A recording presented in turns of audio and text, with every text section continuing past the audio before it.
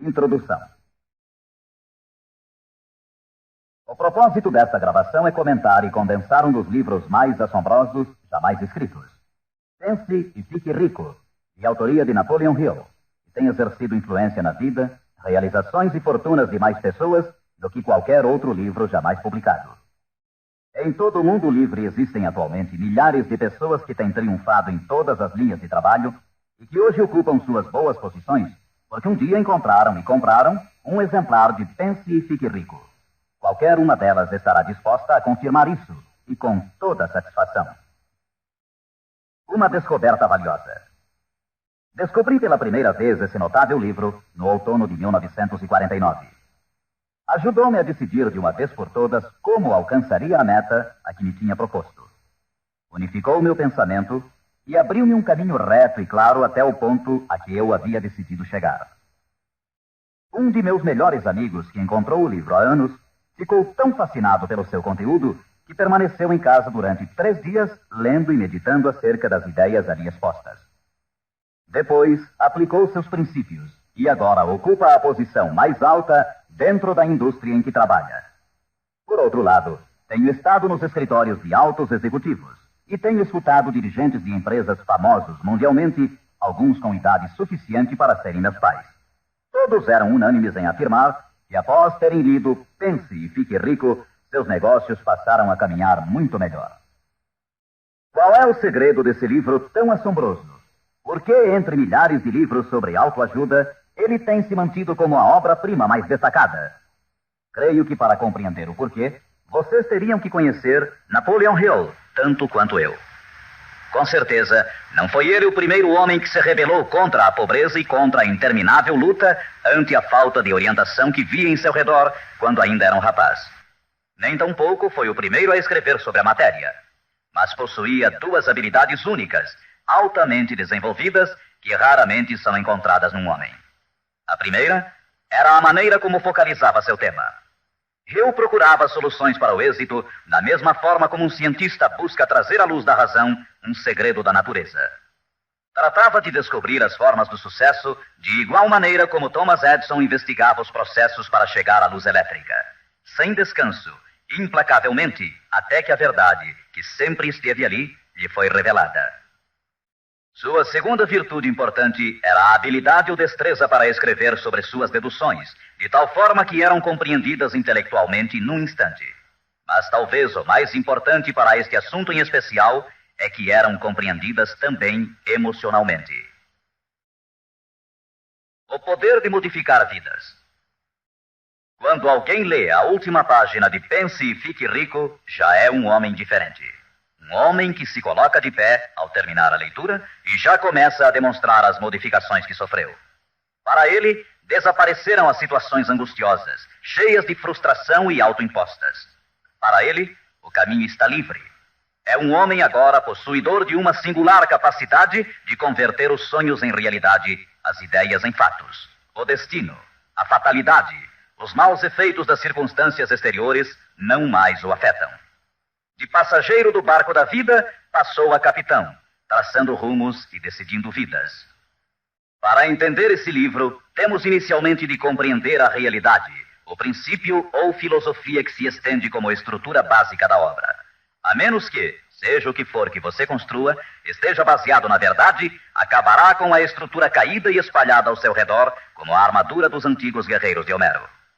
O que não é baseado na verdade não pode sustentar-se. Não pode suportar a prova do tempo. A razão pela qual Pense e Fique Rico tem resistido à prova do tempo é porque repousa sobre uma base ampla e sólida, da qual se origina todo o sucesso do homem. O fato puro e imutável de que tudo começa com uma ideia. Um estado da mente. É uma filosofia baseada no fato de que a riqueza de qualquer classe começa com o que o autor chama de estado da mente. Pode-se começar sem nada mais que pensamentos, ideias, planos organizados ou algo semelhante. Os pensamentos são fatos. Fatos incrivelmente poderosos quando se agregam a propósitos, persistência e um desejo ardente de transformá-los em objetos materiais ou riqueza, considerando como tal aquilo que você pode desejar. Os sábios têm dito desde há muitos séculos, e há pouco Charles Asserami escreveu: a verdade é que a mente humana é um organismo tão real como qualquer músculo do corpo, mas muito maior em força e potencial, e assim como a fibra muscular pode reforçar-se para conseguir conquistas incríveis. Assim, pois, esta é a verdade na qual se baseia Pense e Fique Rico. Se você sabe o que quer, e se o quer com força suficiente para alcançar o tipo de persistência que não se pode conter, com toda certeza você conseguirá o seu ideal. Controlando sua mente, você controlará seu destino aqui na Terra. 2 passos para o sucesso. Tendo em vista os princípios acima, falaremos adiante sobre os famosos 13 passos rumo à riqueza, tal como Napoleon Hill menciona em sua obra, lembrando sempre que riqueza é qualquer coisa que você possa desejar. Entretanto, antes peço permissão para fazer 2 indicações importantes. A primeira é que é necessário ter-se em mãos um caderno de anotações, todas as vezes em que se ouvir esta gravação, a fim de anotar os pontos mais importantes. A segunda é que esta gravação foi idealizada para seu uso pessoal, acompanhando sua própria e estimulante jornada. Usar esta gravação para um grupo resultará apenas em auxílio temporário. Assegure-se de ter seu próprio exemplar, a fim de ouvir estas orientações, vez por outra, nos momentos especiais em que se sentir fora de rota. E agora, os 13 famosos princípios de Napoleon Hill. Primeiro princípio: desejo. Ponto de partida para todo sucesso. Primeiro passo para a riqueza. É aqui, precisamente aqui, que frequentemente tropeçamos num obstáculo. Algumas pessoas dirão: sei o que quero, mas como consegui-lo? Mais tarde, entraremos na questão da dúvida, mas de uma vez por todas esclareçamos se é possível ou não alcançar-se o que se deseja com toda a alma. Creio que Emerson expressou-se muito bem quando escreveu: nada existe pelo capricho da natureza. O fato de existir um desejo indica que os meios para realizá-lo existem na mesma criatura que o sente. Em outras palavras, não poderíamos ter um desejo sem que sua satisfação não fosse possível. Cada um de nós tem uma espécie de guia em seu interior, e nossos desejos se modificam segundo nossa capacidade e inclinação. Não importa o que você deseja, se o quer com toda a sua alma. Você o conseguirá, pois é inevitável. O desejo é uma obrigação. Em Pense e Fique Rico, Hill cita um exemplo após outro de que seu desejo ardente nada mais é do que uma espécie de retrato fiel do que você chegará a ser um dia. Portanto, determine agora mesmo e com firmeza o que você mais deseja, porque senão, como disse Helvécio, destruindo o desejo, destrói-se a mente. Todo homem sem paixões não tem em seu interior nem princípio de ação, nem motivo para agir. Uma boa forma de saber se em realidade você tem ou não um desejo ardente é examinar a maneira como procura alcançá-lo. Se você vai atrás daquilo que crê desejar, como se estivesse ensaiando, com timidez, com intenção de ir só se for seguro, não tem absolutamente um desejo ardente. Nunca chegará à segunda base se ainda mantém um pé na primeira. Entretanto, se está disposto a queimar etapas atrás de si, dizendo de uma vez para sempre: isto é o que desejo e eu farei de qualquer maneira, então você tem realmente o desejo que o conduzirá ao pleno sucesso. Com esse tipo de resolução, você será capaz de levantar-se após os tropeços que lhe sucederem. As únicas pessoas que não cometem erros são as que nunca tentam nada. Os tímidos são como afluentes de um lago. Nunca se aventuram ao mar amplo e profundo. Esses mesmos princípios atuarão sobre qualquer coisa que você deseje. Um lar harmonioso, uma carreira com mais êxito ou mesmo mais dinheiro para cuidar melhor de sua família e prevenir-se para os anos futuros. Para obter sua parte na prosperidade que o espera mais adiante, Napoleon Hill oferece a você a seguir 6 passos práticos e precisos. 6 passos vitais. Primeiro, fixe em sua mente a quantidade exata de dinheiro que deseja. Não é suficiente dizer: desejo muito dinheiro. Seja preciso com relação à quantidade. Existe uma razão psicológica quanto a essa precisão e que será abordada posteriormente. Segundo, determine com exatidão o que se propõe a dar em troca do dinheiro que deseja. Não é possível obter-se algo a troco de nada. Terceiro, estabeleça a data concreta em que terá todo o dinheiro que deseja. Quarto, idealize um plano definido para levar a cabo o seu desejo e dê início imediatamente. Quinto, coloque todas essas ideias no papel. A quantidade de dinheiro que deseja, o que dará em troca, a data exata e descreva claramente o plano idealizado. Sexto, leia sua manifestação escrita em voz alta pelo menos 2 vezes ao dia. Uma vez, imediatamente antes de deitar-se à noite, e outra, ao levantar-se pela manhã.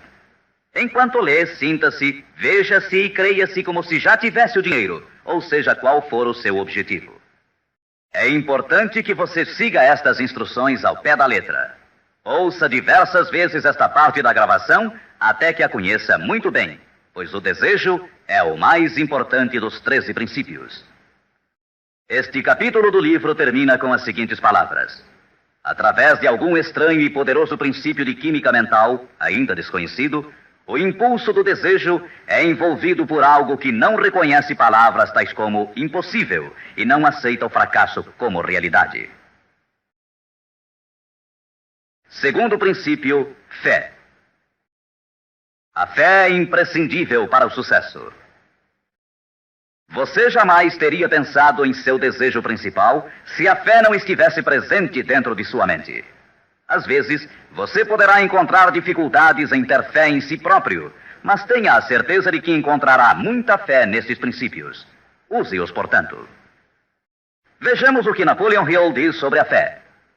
A fé é um estado de espírito que pode ser induzido ou criado por meio de afirmações ou instruções repetidas à mente subconsciente através do princípio da autossugestão. Isto significa nem mais nem menos que uma sugestão pode ser implantada por você mesmo, conscientemente, assim como uma autobiografia é uma história escrita por uma pessoa sobre si mesma. Projetando a imagem mental de você mesmo, tendo em destaque seu desejo principal e repetindo tal ação várias vezes, isso resultará na fé de que necessita. A fé é vital para o sucesso.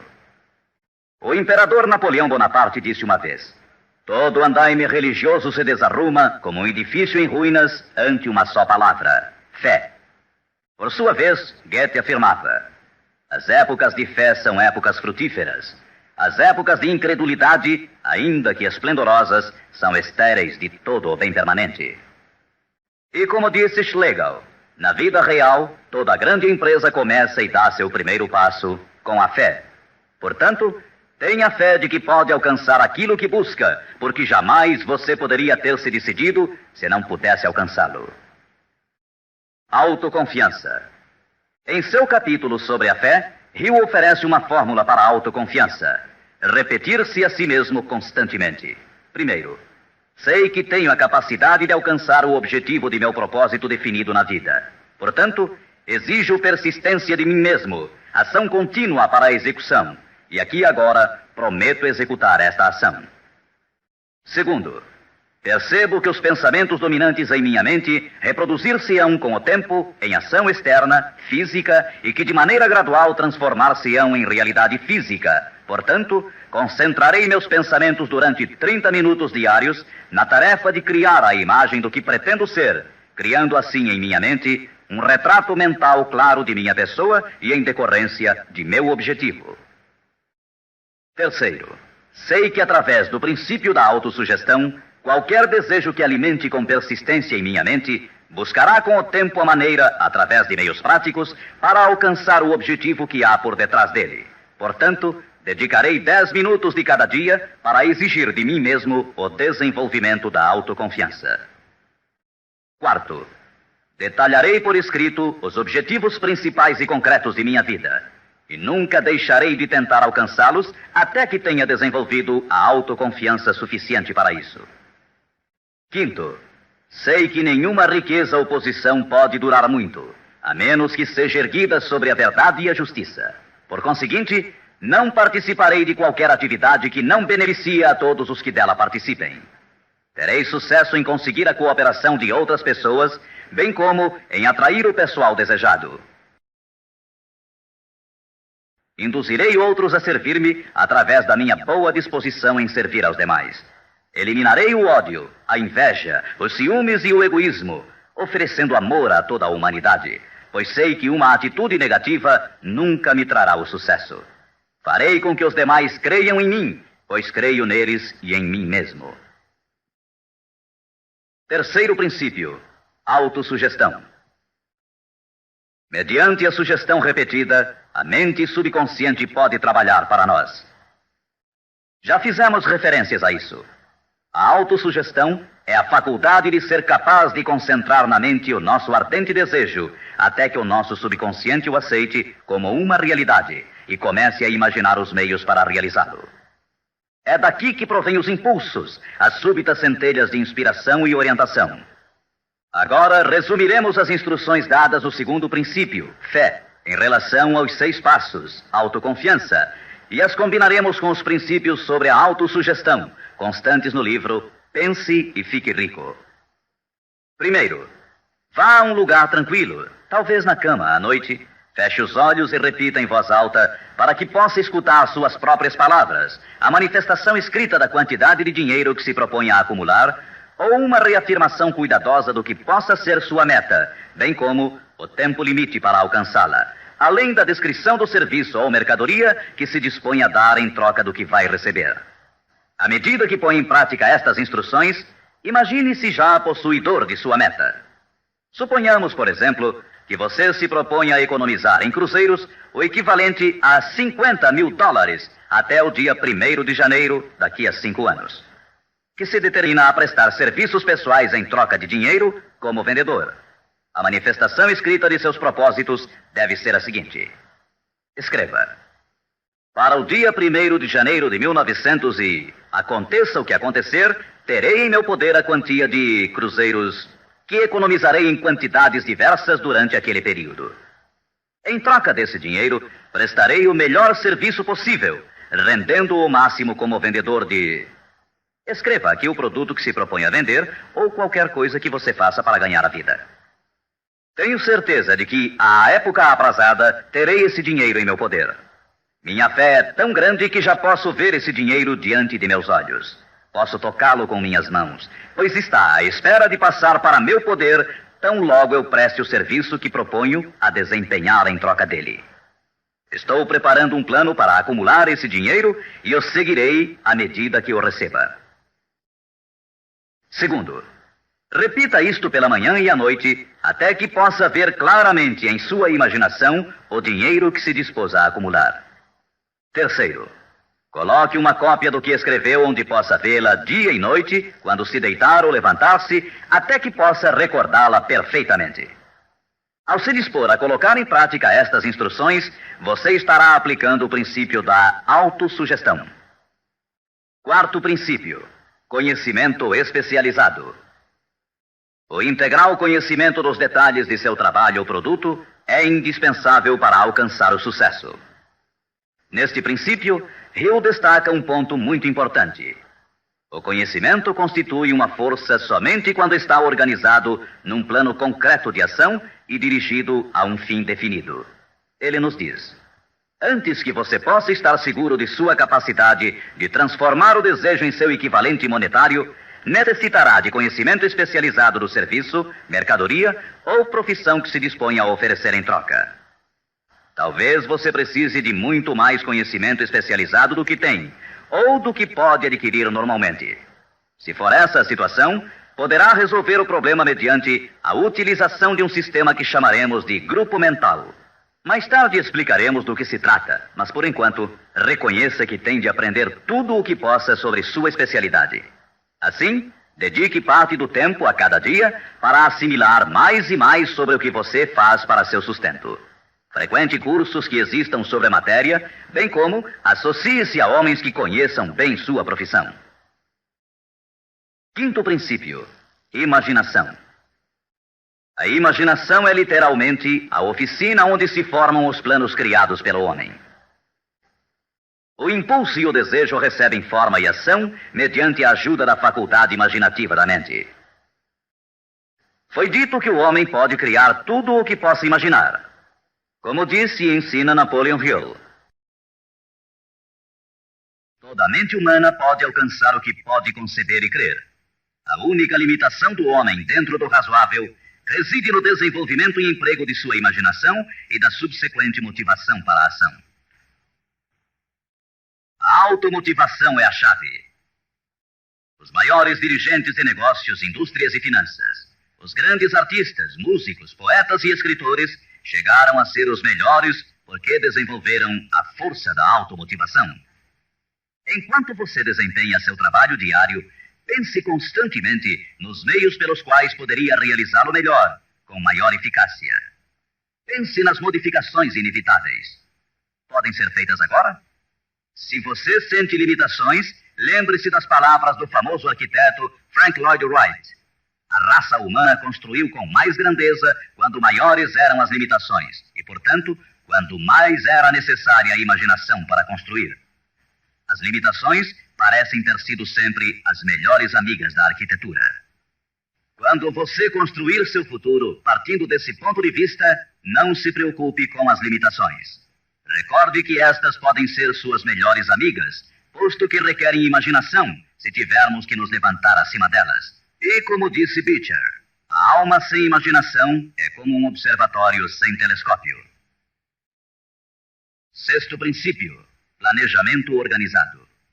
Para obtermos sucesso em um empreendimento que decida nossa vida, devemos ter planos perfeitos.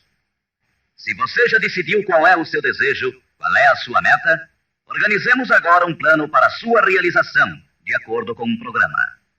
Citarei novamente: pense e fique rico.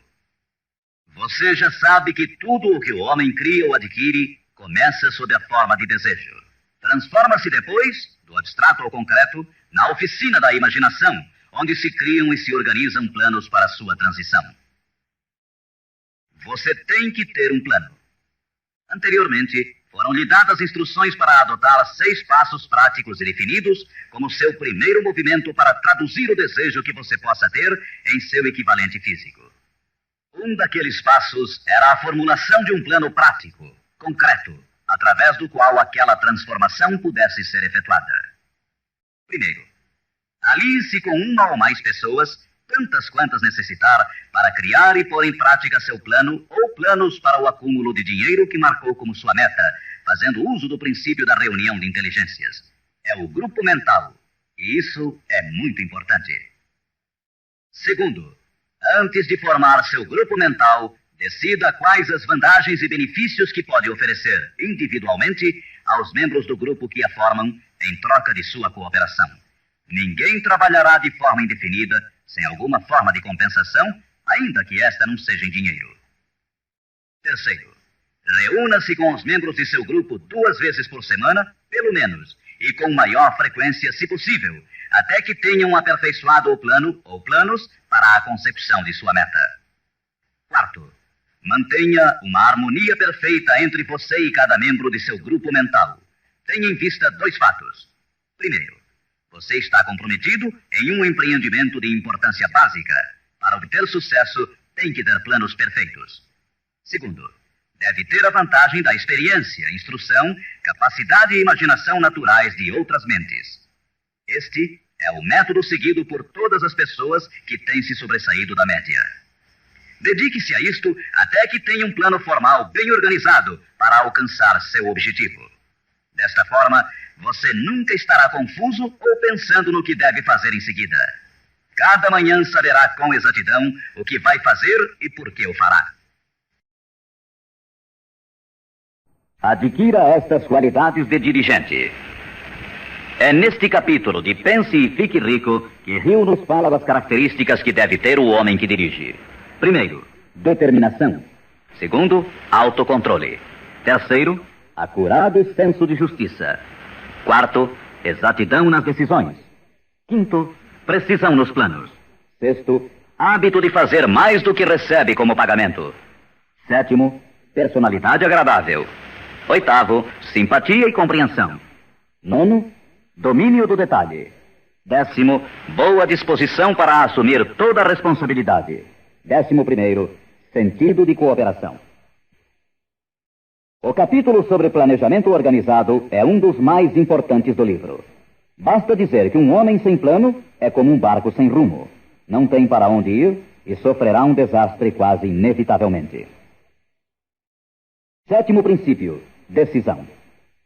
A demora, o oposto da decisão, é um inimigo que todo homem tem que vencer. A análise minuciosa de mais de 25 mil homens e mulheres que experimentaram fracassos revelou que a falta de decisão estava na cabeça da lista das 30 causas principais do fracasso. A análise de várias centenas de pessoas que haviam acumulado fortunas superiores a $1 milhão demonstrou o fato de que cada um deles tinha o hábito de tomar decisões com rapidez e lentamente modificá-las à medida que houvesse necessidade de uma alteração. As pessoas que fracassaram em acumular dinheiro, sem exceção, quase sempre tinham o hábito de tomar decisões com lentidão e depois modificavam-nas com rapidez e frequência. Ter um objetivo concreto torna mais fácil a tarefa de tomar decisões rápidas. Entre os inúmeros exemplos citados por Hill, um dos mais conhecidos é o caso de Henry Ford. Uma das qualidades mais destacadas daquele industrial era seu hábito de tomar decisões concretas com rapidez e depois modificá-las com calma. Esse modo de ser era tão pronunciado em Ford que lhe deu reputação de obstinado. Foi essa aptidão que o impulsionou a continuar fabricando seu famoso modelo T, o automóvel mais feio do mundo, mas naquele tempo o mais prático, apesar de todos os seus assessores e alguns dos compradores insistirem para que ele o modificasse. Talvez Ford tenha demorado muito em fazer as alterações, mas o resto da história é que sua firmeza de decisão produziu-lhe uma enorme fortuna, sem que fosse necessário modificar o modelo, e seguramente a companhia hoje não está pior por isso. Quando você tiver uma ideia, apegue-se a ela. As pessoas que fracassam, em sua maioria, geralmente se influenciam com facilidade pela opinião dos demais, deixando-se inclinar sem dificuldades. Permitem que os jornais e falatórios dos vizinhos pensem por elas, mesmo sabendo que as opiniões são as mercadorias mais baratas da terra. Siga seu próprio conselho ao colocar em prática os princípios aqui descritos, tomando suas próprias decisões e seguindo-as. Não faça confidências a ninguém, exceto aos membros do seu grupo mental, e tenha muito cuidado na seleção desse grupo, escolhendo somente aqueles que simpatizem e harmonizem totalmente com seus propósitos. Os amigos íntimos e familiares, ainda que isto não signifique que o façam constantemente, atrapalham com suas opiniões e, às vezes, por causa do ridículo. Milhares de homens e mulheres arrastam consigo complexos de inferioridade durante toda a vida, porque alguma pessoa bem intencionada, mas ignorante, destruiu toda a sua confiança através de opiniões ou expondo-as ao ridículo. Se uma decisão merece algo, você deve agarrar-se a ela até que a tenha desenvolvido completamente. 8º princípio, persistência. A força de vontade e o desejo, adequadamente combinados, constituem uma dupla irresistível. Segundo Hill, persistência é como a força de vontade e combina-se com o homem como o carvão ao aço. Em inumeráveis casos, a persistência tem sido a única diferença entre o sucesso e o fracasso. É a falta dessa qualidade, mais do que qualquer outra, que impede a grande maioria de triunfar. Tentam algo, mas tão logo o caminho se torna áspero, desistem. A experiência com milhares de pessoas tem demonstrado que a falta de persistência é uma fraqueza comum à maioria das pessoas. É um defeito que pode ser vencido pelo esforço. Se você quer realizar um determinado desejo, tem que formar o hábito da persistência. As coisas parecerão difíceis. Será como se já não houvesse razão para continuar. Tudo em você dirá que deve renunciar, que deixe de tentar. É precisamente então quando os homens se distinguem dos meninos. É aqui, exatamente quando se percorre essa distância extra e se continua adiante, que os horizontes se aclaram e os primeiros sinais da abundância que há de ser sua pela persistência começam a ser vistos. Com a persistência virá o sucesso. A persistência pode ser cultivada. A persistência é um estado mental, portanto, pode ser cultivada. Como todos os estados da mente, a persistência se baseia em causas definidas, e entre elas encontramos as seguintes. Primeira, unidade de propósito, saber o que se quer. Segunda, desejo, Terceira, confiança em si mesmo. Quarta, unidade de planos. Quinta, conhecimento preciso, saber que seu plano é firme. Sexta, cooperação. A simpatia, a compreensão e a cooperação harmoniosa dos demais tende a desenvolver a persistência. Sétima, força de vontade. Oitava, hábito. A persistência é resultado direto do hábito. Nono princípio, usar a força de seu grupo mental. Duas mentes que se unem nunca deixam de criar uma terceira força, invisível, intangível, que pode ser comparada a uma terceira mente. É neste capítulo que Hill descreve a importância de formar-se um grupo de pessoas que simpatizem com o seu desejo. Esse grupo mental pode ser integrado de 2 ou mais indivíduos que, eventualmente, possam ter planos semelhantes. Com a decorrência das reuniões, você perceberá muitas vezes, ao estar discutindo algo com outra pessoa, que de repente surgem-lhe boas ideias, que são resultado dessa associação. Ideias que nunca apareceriam sem ela. O mesmo sucede com a outra pessoa. Estimule seu pensamento. Grande quantidade de boas ideias tem brotado de mentes individuais como resultado de participação em grupo.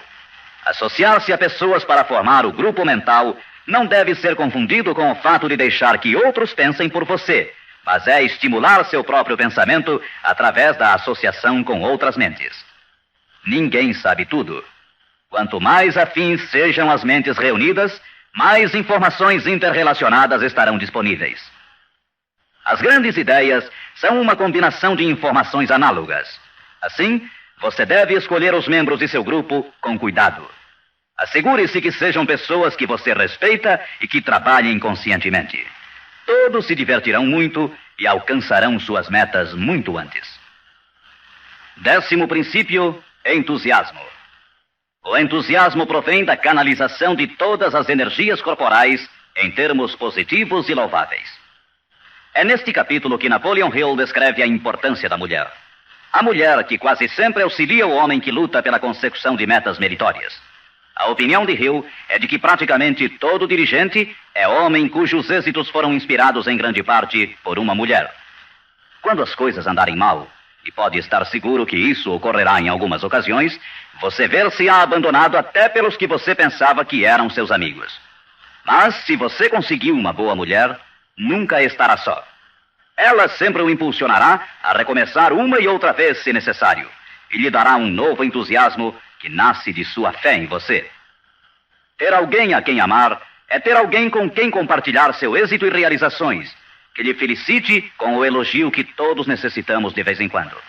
Um homem pode chegar a triunfar sem sua esposa e sem filhos, mas a plenitude da alegria se obtém através deles. Cuide de sua esposa e filhos como de seu maior tesouro. 11º princípio, a mente subconsciente. A mente subconsciente consiste em um campo de consciência no qual são classificados e registrados todos os impulsos do pensamento que chegam à mente objetiva através de qualquer dos 5 sentidos. Da mente subconsciente, você pode aproveitar ou tirar os pensamentos como quem tira cartas de um arquivo. Ela recebe e arquiva impressões sensoriais ou pensamentos independentemente de sua natureza. Você pode semear à vontade em sua mente subconsciente qualquer plano, ideia ou propósito que deseje traduzir em seu equivalente físico ou monetário. O subconsciente atua primeiro sobre os desejos dominantes que se mesclaram, como as emoções, como a fé. Sua mente subconsciente trabalha dia e noite.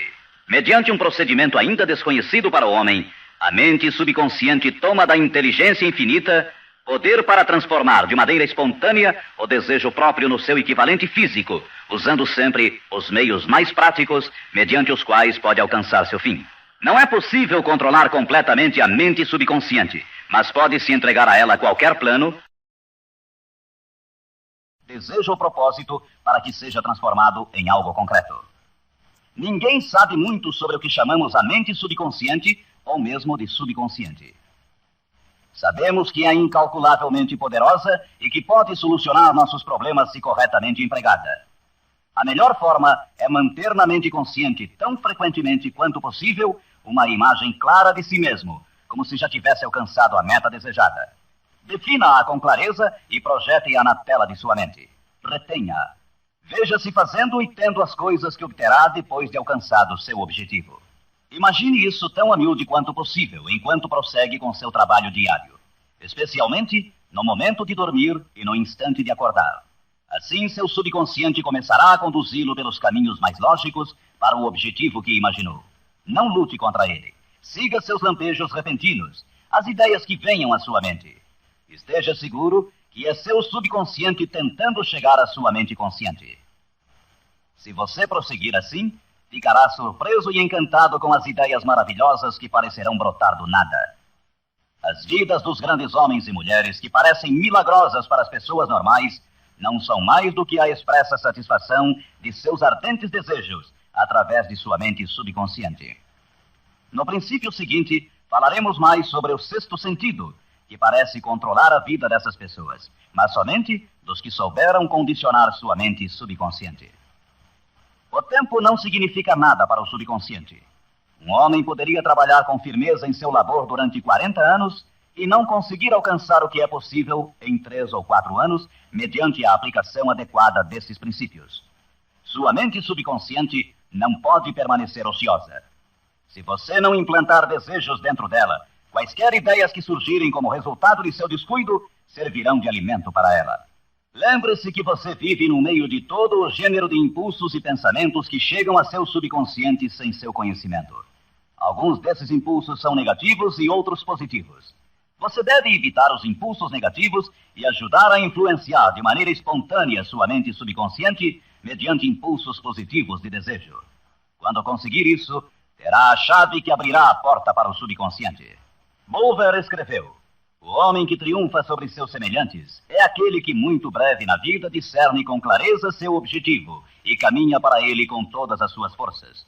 Inclusive, o próprio gênio não é mais do que a observação minuciosa reforçada pela consistência do propósito.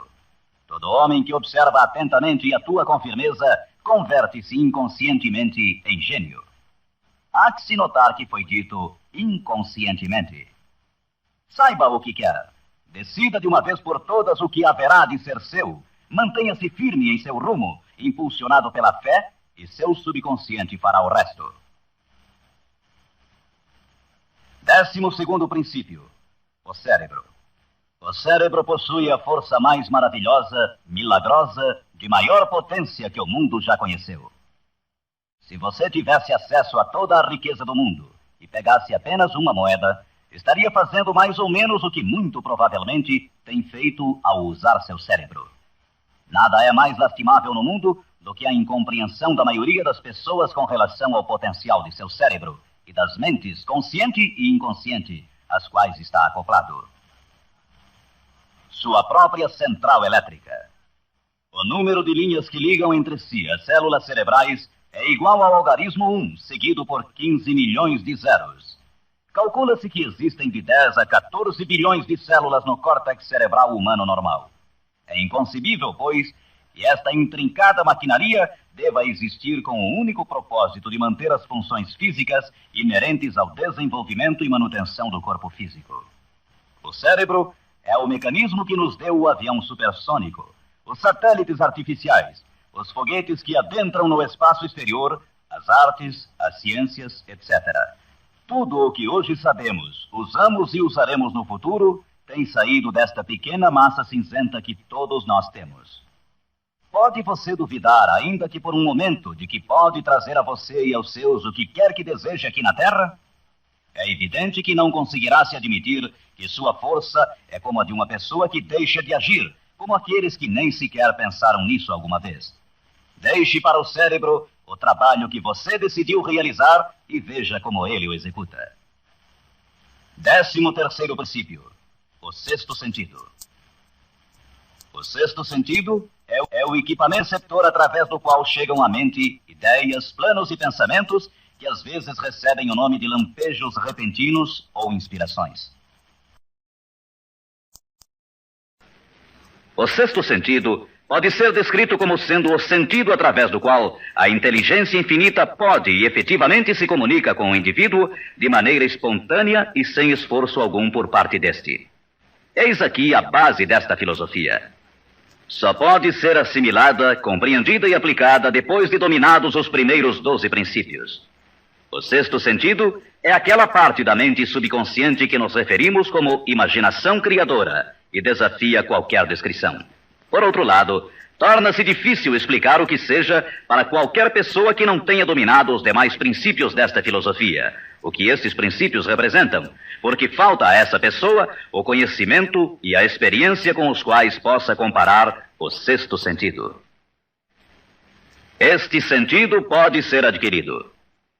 O sexto sentido não é algo que possa ser ligado e desligado à vontade.